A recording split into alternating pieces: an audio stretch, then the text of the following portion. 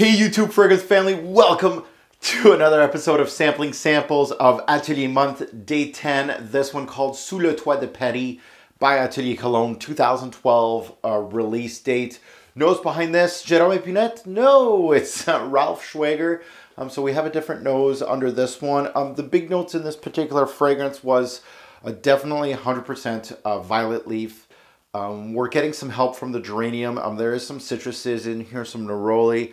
It has a subtle leather. There's some musk in here, but really what this fragrance really made me think in the opening was very much underwhelming. These Atelier fragrances have a knack of really getting you excited in these introductions. They're very beautiful, they're amazing, and the dry down is what's underwhelming. This particular fragrance was underwhelming almost all the way through. It's not bad as like this is a stinker, scrub it off. No, a lot of fragrances aren't like that, especially with a brand like Atelier. It's just one of those fragrances that just never really, nothing really caught my nose. So it started off with a familiar violet leaf note. It has some ozonic qualities, of course. Violet leaf does this. Violet leaf at times has a watery aspect. I got some citruses in here. The citruses in here were actually underwhelming. They're not as good as most Atelier fragrances. I felt the citruses here were not even close to being the star of the show.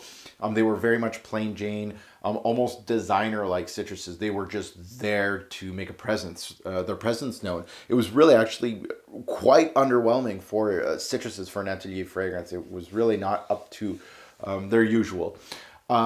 There's a huge wallop. I would have to say the big secondary note in this fragrance was geranium, more in the mid, is absolutely what ran the scent almost throughout the mid, almost through the dry down.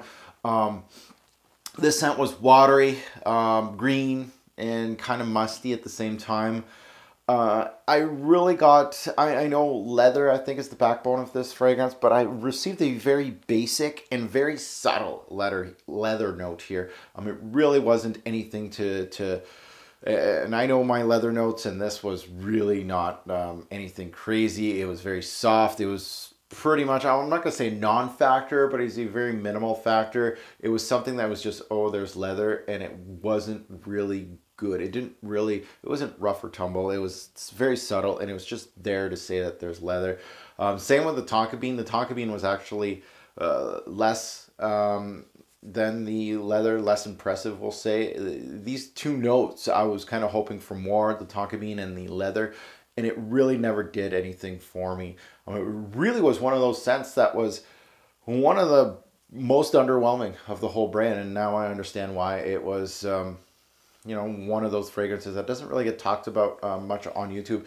Staying power on this one, again, your typical Atelier, I'm getting usually 4 to 6 hours out of these fragrances, and this is exactly what I got with this one. Moderate projection. The projection was moderate throughout the fragrance. It was actually not too bad for the projection. It never really went to a skin scent. It always threw out something.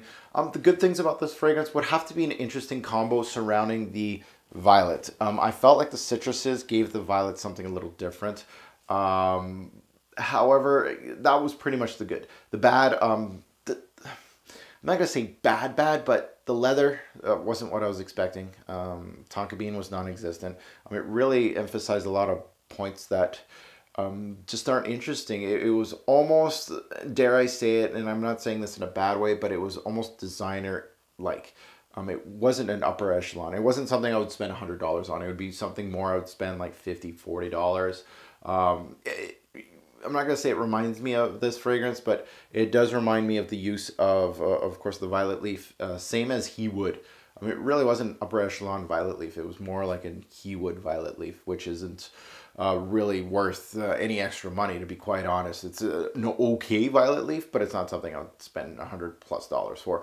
Final take, bottle worthy, another sample or pass. This is an easy pass for me. I really did not enjoy wearing this from minute 1 right down to the end.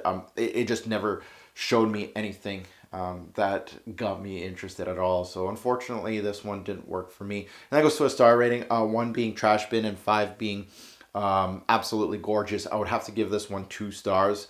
It really is on the cusp of being a 1 star. It's a solid scent. as far as the right person. But I think for the cost and what I'm getting and what the rest of the brand gives me, it really is one of their inferior scents, unfortunately. So that's what it was today. They can't all be winners, and this is one that was almost close to a 1-star rating. So thank you for watching. Not what we were expecting, unfortunately, but hey, this happens. And yeah, if you have a take on Sous le Toit de Paris, please let us know in the comments below. I'd love to hear your take. Did you feel the same way as me or not? You loved it? You feel the same way as me? You felt it was kind of underwhelming? I'd love to hear your takes. Thanks for watching, YouTube. Have a good one.